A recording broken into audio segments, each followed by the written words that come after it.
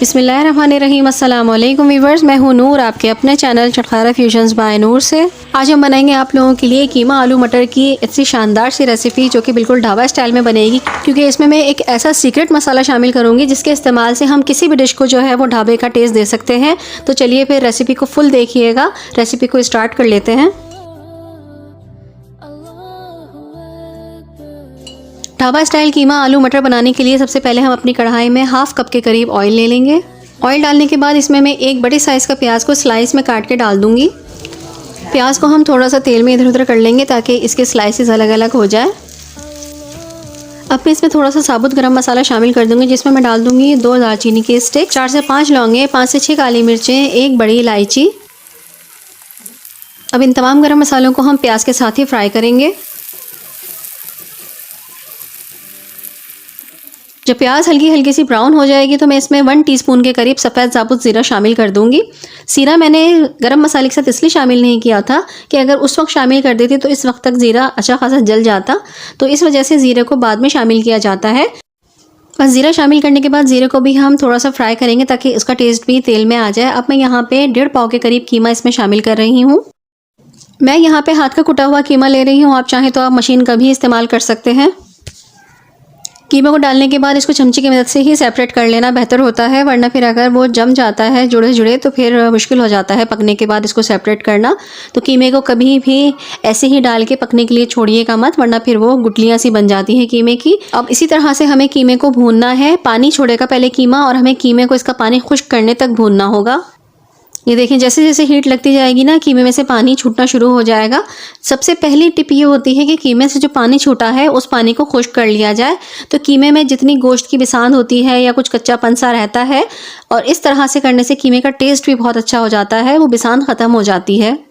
जैसे कि आपने गोश्त की मेरी जितनी भी वीडियोस देखी होंगी, उनमें मैं गोश्त डालने के बाद, भले वो चिकन हो, कीमा हो, गोश्त हो, कुछ भी हो, मैं उसको पहले पानी खुश्क होने तक भूनती हूँ। अच्छी तरह से भूनने के बाद ही नेक्स्ट स्टेप की तरफ आती हूँ। ये देखिए, कीमा भी हमारा अच्छी तरह से फ्राई हो चुका है और इसका पानी भी ऑलमोस्ट खुश्क हो चुका है। अब मैं इसमें 2 टीस्पून के करीब अदरक लहसुन का पेस्ट शामिल कर दूंगी। मैं यहाँ पे पिसा हुआ इस्तेमाल कर रही हूँ, आप चाहें तो ग्रेटेड भी यूज़ कर सकते हैं। अदरक लहसुन शामिल करने के बाद 2 से 3 मिनट में कीमे को लहसुन अदरक के साथ ही भूनूंगी।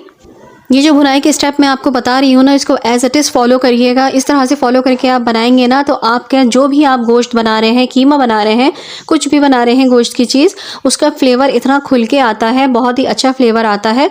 और बिसान जो है वो किसी भी किस्म की जो गोश्त की हीक या कुछ भी होता है वो बिल्कुल भी नहीं रहती और बहुत ही लजीज सी डिश बन के तैयार होती है।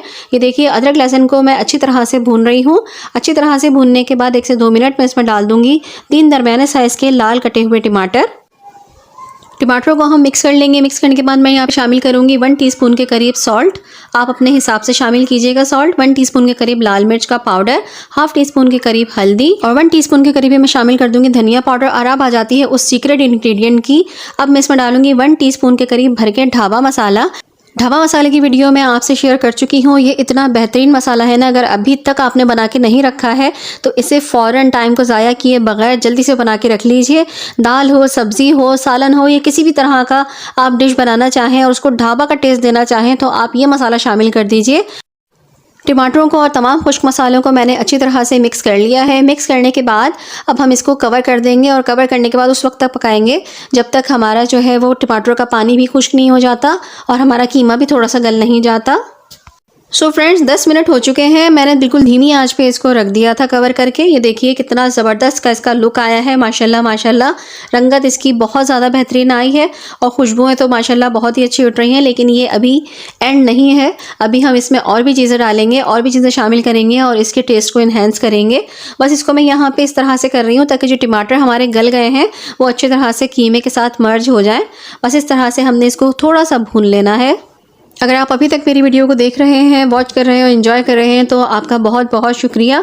और मैं आपको यहाँ याद दिला दूँ कि मेरी वीडियो को लाइक कर लीजिए, और अगर आप मेरे चैनल पर नए हैं तो चैनल को सब्सक्राइब भी कर लीजिए और बेल का आइकन भी प्रेस कर दीजिए। कीमे को 1 से 2 मिनट में मज़ीद भूनूंगी ताकि जो टमाटर हमने और मसाले डाले थे वो अच्छी तरह से भुन जाएँ।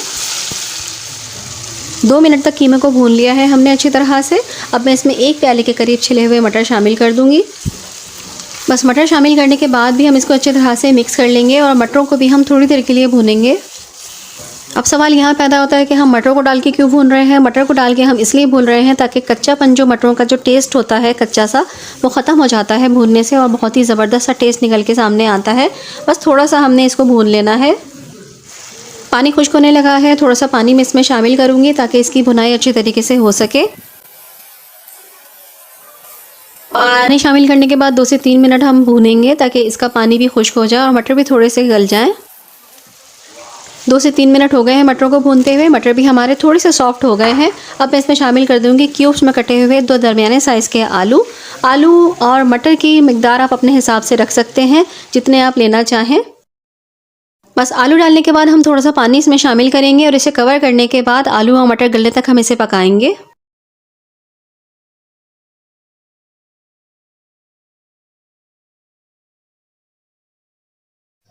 ये देखिए फ्रेंड्स, माशाल्लाह माशाल्लाह 15 मिनट हो चुके हैं। आलू और मटर हमारे दोनों गल चुके हैं और इला माशाल्लाह हमारी गैस भी जा चुकी है, चूल्हा बंद हो चुका है। लेकिन शुक्र है कि ये दोनों चीज़ें गल गई थी।